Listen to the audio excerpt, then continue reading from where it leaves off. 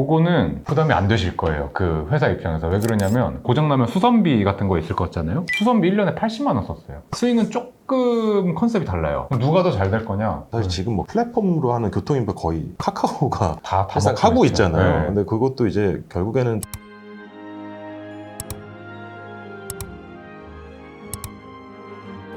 공유 킥보드 좀 많이 타보셨나요? 한창 때 많이 탔죠. 요즘은 제가 자차 출퇴근을 하잖아요. 자차 출퇴근하죠. 자차 출퇴근 안 할 때. 그 이전에 저희 집이 역세권이랑 살짝 먼 곳이어서 네. 마을버스로 한 세정거장 가는 거리였는데 그때 많이 탔죠. 그 정도 타기가 딱인 것 같아요. 딱 좋아요. 근데 킥보드 회사가 너무 많은데 이 회사들 다 돈을 잘 벌고 있나요? 그게 사실 이슈인데 이건 좀 전 세계적으로 볼 필요가 있어요. 처음에 우리나라에서 이 서비스를 시작한 게 아마 킥고잉일 거고, 근데 이게 다 안 좋았죠. 안 좋았던 이유가 뭐냐면 생각보다 초기 비용이 안 들어요. 왜냐면 이거 사가지고 대여하면 되는 거야. 플랫폼도 그렇게 막 어려운 그 정도는 아니고. 그래서 이게 처음에 들어왔었던 사람들이 되게 높은 가치로 막 밸류 평가 받다가 너도 나도 끼어들면서 영업이익이 다 안 좋아졌었죠. 이거 처음에는 사실 이거 초기 비용 이런 것보다도 관련 법규랑 좀 이런 것들 이슈가 그런 많지 것도 않았어요. 맞아요. 예. 그건 다 정리가 좀 된 상황인 것 같고 조금씩. 그건 뭐 지금도 전쟁 중인 것 같고 그리고 법이 아무리 그렇게 하더라도 대중들은 반감이 있는 것 같아요. 그러니까 나뉘는 것 같아요. 사용하시는 분들은 너무 편리하다고 하고 이거 킥란이다부터 해가지고 이렇게 좀 나뉘는 것 같긴 한데 어쨌든 처음에는 공유 모빌리티 서비스를 제공하는 회사들이 이렇게 갑자기 경쟁이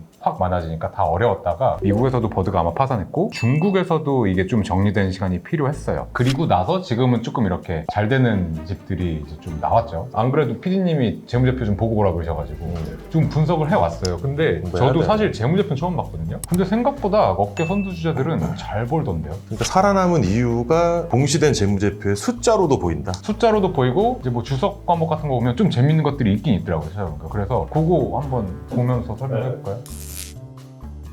그냥 킥보드 딱 봤을 때 이게 싸 보이진 않잖아요. 근데 지나가다 보면 막 택시들이 밟고 막 부서져 있고 막 이런 네. 것들 워낙 많이 보이니까 네. 이상한 데 주차도 시켜놓고. 그렇게 다 그러면 영업이익이 괜찮을까 막연하게 그런 생각이 들어서 회사분들이 재무제표가 그렇게 좀 보이지 않을까. 네, 그거는 부담이 안 되실 거예요. 그 회사 입장에서. 왜 그러냐면 고장나면 수선비 같은 거 있을 것 같잖아요. 수선비 1년에 80만 원 썼어요. 그리고 보험료가 16억 6천이에요. 보험료로 쓰고 있는 그러니까 이게 사실상 보험사가 해주고 있는 거예요. 이거는 거의 안 들었다는 안 들었다는 얘기죠. 뜻이에요. 근데 그 외에도 재밌는 게 몇 개가 있는데 뭐냐면은 전 이건 좀 놀랐어요. 재무상태표에서 리스가 그렇게 있는 거야. 그리고 유형자산에 그냥 킥보드 뭐 자전거만 있을 것 같잖아요. 얘네가 그 구조가 항공사랑 똑같아요. 항공사들이 자기 보유 비행기가 또 그렇게 많진 않은 것 같아요. 빌려서 써요. 리스해서 쓰거든요. 근데 지바이크 거 지금 보고 있는데 자기들이 가져 있는 자기 유형자산들도 있는데 리스 해가지고 그걸 이제 사람들한테 그럼 시간 단위로 재리스를 하고 있는 거죠. 리스 자산으로 취득원가가 500억 정도 나와요. 자체 보유한 게 자전거랑 킥보드 합치면 470억이니까 빌려가지고 운영하시는 게 더 많아요. 지바이크는. 자기 자산이 아니다. 네. 그리고 또 재밌었던 게 손익계산서를 갔는데 자꾸 뭘 제작을 한대. 재료비가 나오잖아요. 그래서 아니 공유 킥보드 하는데 재료비가 왜 나오지? 그랬는데 좀 이해가 안 가요. 그래서 저는 처음에 뭐 딴 거라는 회사? 아니면 뭐 사업가 두 개인가? 약간 그렇게 생각을 했는데 그게 아니라 이건 아까 이제 말씀하신 거랑 좀 같아요. 왜 살아남았는지에 대한 얘기인데 미국에서 라임이라는 업체가 살아남았는데 그 업체는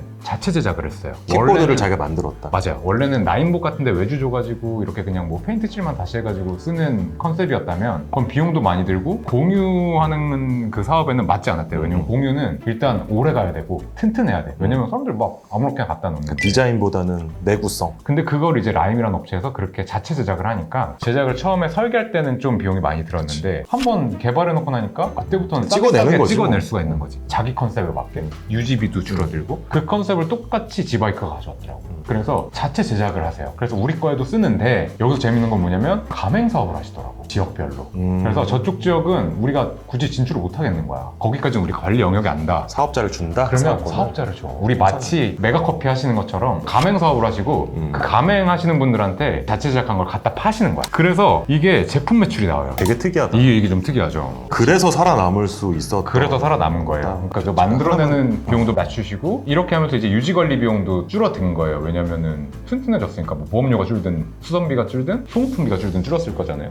또 그렇게 유지를 해서 살아남은 게 지바이크. 매출은 계속 성장했어요. 21년에 330억, 22년에 500억 단위로 왔고 23년에 550억. 그러니까 쭉쭉 올라갔고 영업이익도 쭉쭉 올라가요. 재무 상태표에서 재무 상태표? 그러면은 설비가 있다고 봐야 되나 설비, 이게? 유형자산이 메인이죠. 근데 여기도 뭐냐면 전체 자산이 1000억 정도예요. 현금이랑 단기이용 상품이 100억 깔려 있어요. 그리고 킥보드 이제 굴리고 하는 게 800억. 그러니까 킥보드 굴려서 돈 벌어서 한 100억 들고 있다.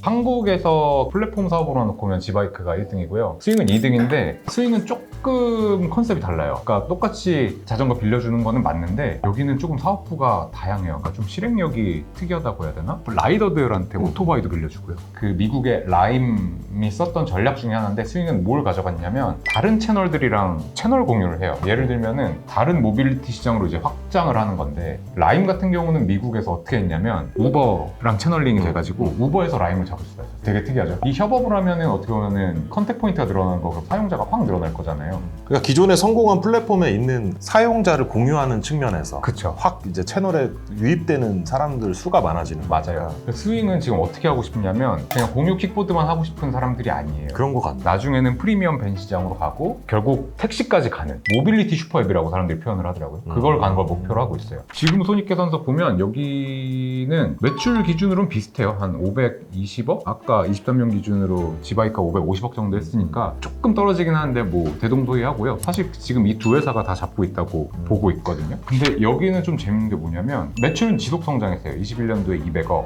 22년에 뭐 470억, 23년에 525억 쭉 늘고 영업이익도 뭐 25억, 27억, 50억 이렇게 늘었는데 특이한 게 뭐냐면 대손이 좀 있어요. 대손이라 하면 이제 받을 돈 못 받았다는 건데 이건 사실 세부 공시까지는 안 나와요. 여기 재밌는 게 아까 매출은 조금 낮다고 말씀드렸잖아요. 보험료는 여기가 더 비싸다? 보험료는 보시면은 여기 한 29억 해요. 아까 16억, 17억이었거든요. 지바이크가. 제 생각엔 이거는 오토바이 때문에 그래요. 그러니까 보험 대상 물건의 차이에서 오는 내가 보험 사면 오토바이 빌려주는데 돈 더 받으셔야지 안 받으실 거예요.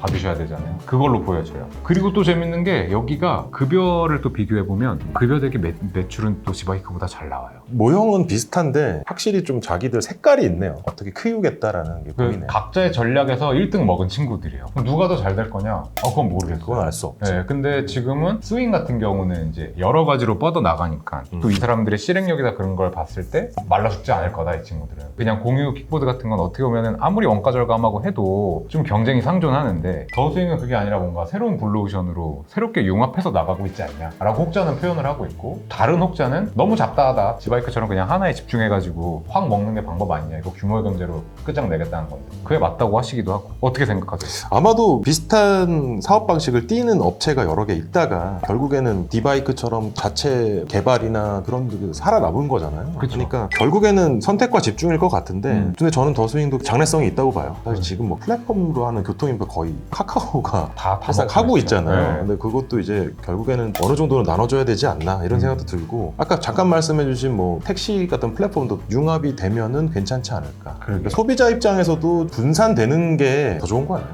사실 카카오 무조건 더 좋은 너무 거예요. 좋아하는데요. 당연히 뭐 카카오 계속 쓰고 있고 근데 뭐랄까 약간 언더독이 또 잘 되는 것도 한번 보고 싶기도 저는 해서 응원합니다. 언더독 화이팅입니다. 네, 화이팅. 네.